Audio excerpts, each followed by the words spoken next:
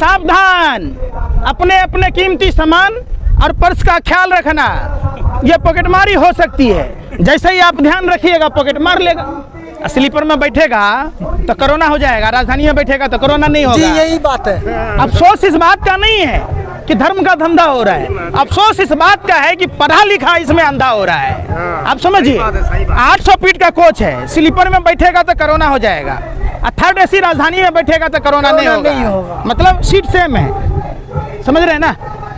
कैसी कैसी बातें आप लोग समझाते हैं कि आप जब मीडिया के लोकतंत्र का चौथा स्तंभ कहा जाता है, आप लोग सवाल नहीं पूछ पाते। आप लोग जब इस तरीके की बातें करेंगे तो देश में आम आदमी का क्या होगा। तो ये चौकीदार कहता है, भाइयों एवं बहनों, मित्रों, हम सत्ता के सिंहासन पर आरूढ़ होने के लिए नहीं, हम चौकीदार बनने के लिए आए हैं।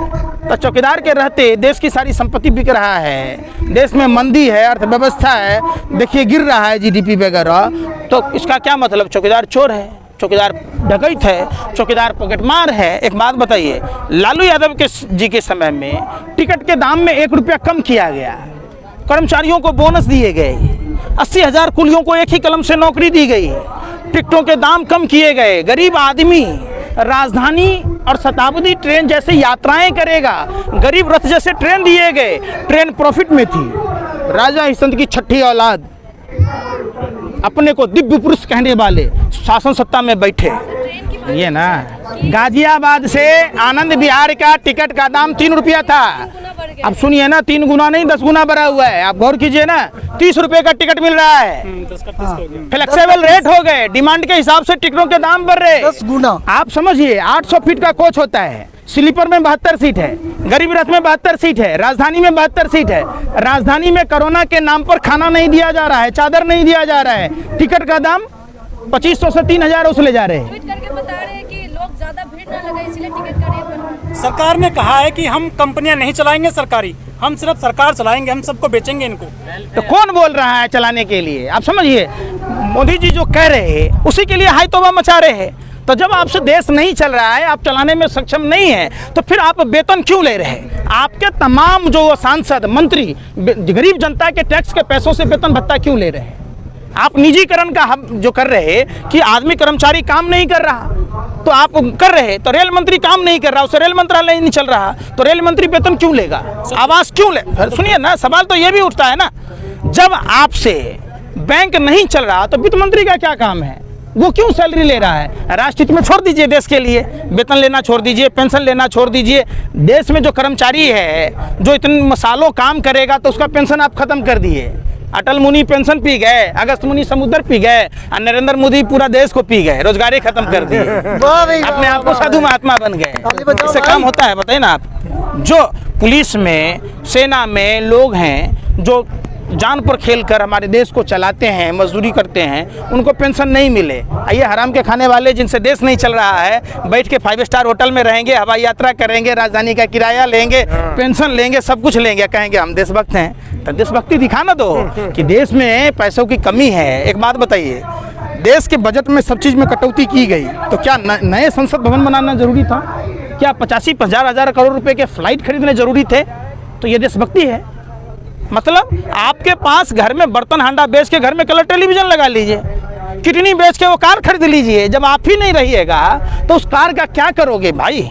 नए संसद भवन का क्या करोगे? जब देश में बजट पेश करने के पैसे नहीं है, फिर भी आप उनको देशभक्त कह रहे हैं। देशभक्त है, देशभक्त है, वो तो उस तरह की बात हो गई हिटलर की तरह। जब तक जर्मनी पूरी बर्बाद नहीं हो गया तब तक लोग हिटलर को देशद्रोही नहीं समझ रहा था। आज नरेंद्र मोदी ने देशभक्ति की ऐसी परिभाषा पेश कर दी। सर ट्विटर आप देखिए, आपने देखा होगा बीबी पांडियन तमिलनाडु विंग का एक्स सर्विसमैन विंग का प्रेसिडेंट था, उसने Subhash Chandra Bose plus Swami Vivekananda equal to Narendra Modi. अरे भैया, देश के महापुरुषों का अपमान कर रहे, भगवान राम उंगली पकड़ के नरेंद्र मोदी के चल रहे। मोदी की मूर्ति इतनी बड़ी है, भगवान राम की छोटी सी, मतलब धरने को दिया बंदूक हो गए हवलदार। सम्मान है। कैसे कैसी बातें आप लोग करते हैं। लोग कोई भाजपा की तरह देशद्रोही लोग थोड़े ना है, आरएसएस की तरह देश के लुटेरे लोग थोड़े ना है।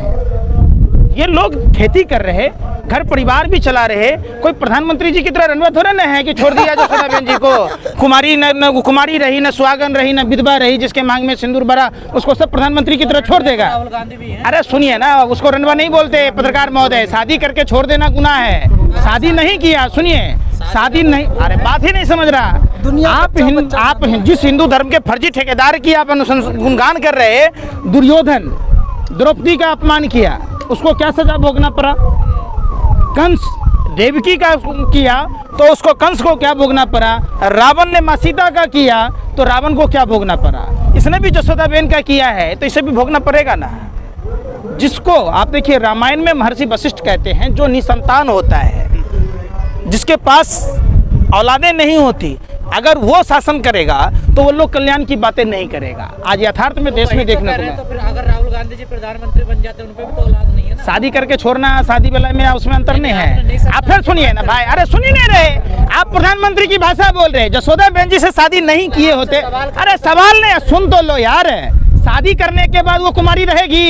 आप प्रधानमंत्री की भाषा बोल रहे हैं कि जसोदाबेन जी कुमारी है, न वो सुहागन है न विधवा है, तो कृषि काला कानून ठीक उसी जसोदाबेन की तरह हो जाएगी जैसे हिंदुस्तान हो चुका है। आप समझिए, लाइफ में क्यों घुसते हैं आप लोग? पर्सनल लाइफ हुआ, आप लोगों को शर्म नहीं आती? सो आदमी आप कैसे पर्सनल लाइफ हुआ? कोई अपनी शादी कर, बारे वाह, मैंने पेट्रोल, सुनिए, मैंने आपने किया तो कृष्ण लीला, दूसरे नहीं किया तो कैरेक्टर ढीला है। आप दूसरे पर आरोप लगाते रहे, आप लगातार आरोप लगाते रहे, आरोप फंसाते रहे। आप सुनिए, भाजपा IT सेल के लोग इसी सोशल मीडिया को सबसे अच्छा कहते थे, बूथ लेवल तक उन्होंने टूल किट बना रखा था। खुद देश का तारीपार गृह मंत्री रंगा बिल्ला दोनों बोलता था कि अगर इलेक्ट्रॉनिक मीडिया, प्रिंट मीडिया के लोग खबरें नहीं दिखाएंगे तो हम व्हाट्सएप में तब तक खबर भेज चुके होंगे जो बूथ तक पहुंच गया होगा। तो आज प्रधानमंत्री डरा क्यों हुआ है? क्यों यह सरकार, भाजपा की सरकार डरी हुई है कि सोशल मीडिया पर बैन लगाने के लिए प्रस्ताव पास करने जा रही है? क्यों? बैन कहाँ लगा? अरे सुनिए ना, सब चल रहा है, तमाम सोशल एक्टिविस्टों को जेल के अंदर डाला जा रहा है। आप तमाम जो लोग विरोध में बोलते हैं, विरोध में लिखते हैं, अभिषेक शर्मा की नौकरी कैसे गई? आप सुनिए ना, अरे भाई विरोध में बोलते हैं। हाँ तो बोलते हैं तो क्या कम हमले होते हैं क्या?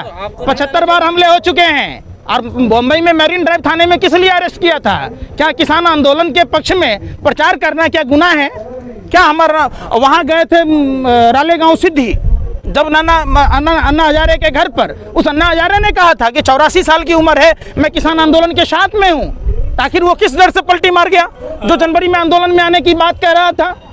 तो जो तमाम जो ये CBI, ED, स्थानीय पुलिस प्रशासन के द्वारा डराया जा रहा है, उसकी बात कीजिए ना। आपने कभी बात की, सरकार से पूछी कि पुलवामा घटना की जांच क्यों नहीं होती है? जिस ये आप पुलवामा घटना में क्या वो सैटेलाइट ये नहीं बताता है कि वो कार किसकी थी जिस कार में 300 किलो से अधिक RDX और जेलेटिन था?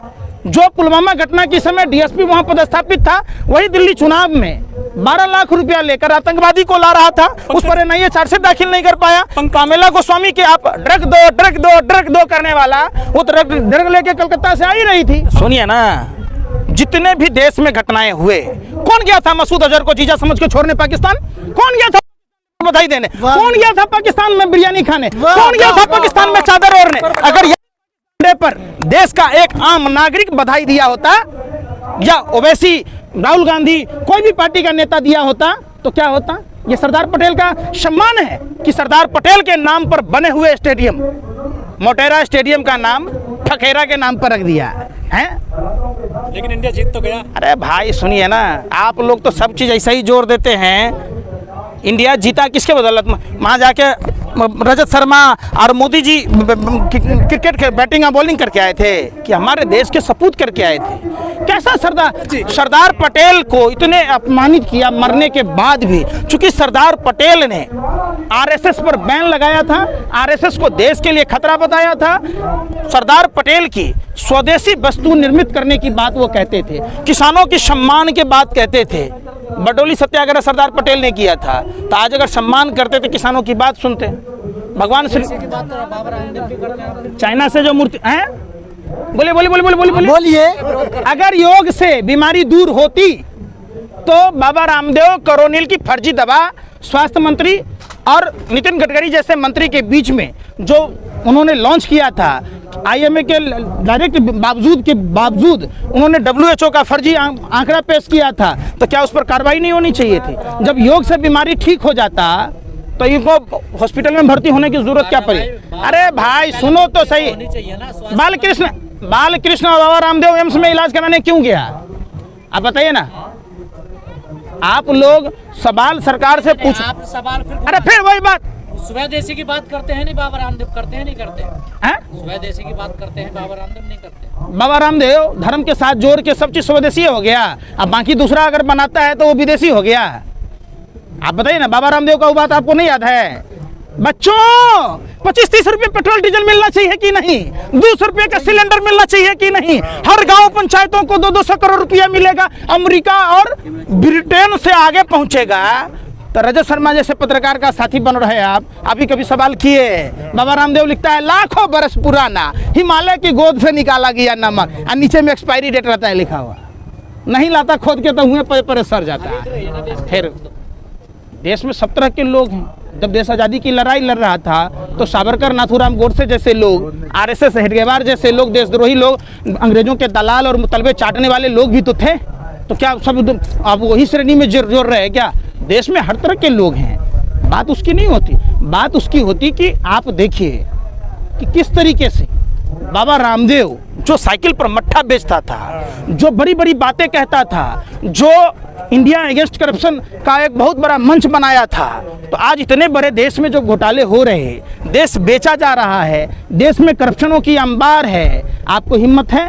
अजीत डोभाल जी फाउंडर मेंबर हैं स्वामी विवेकानंद इंटरनेशनल फाउंडेशन के, जिसमें चाइना की 9 संस्थाओं ने, विदेश की कई संस्थाओं ने चंदा दिया। देश को अस्थिरता में लाने वाले लोग, जब देश विश्व की तीसरी महाशक्ति थी, हमारी GDP अमेरिका जैसे देश घबरा रहे थे, एक साजिश के तहत उस विकास को रोका गया, विनाश की ओर ढकेला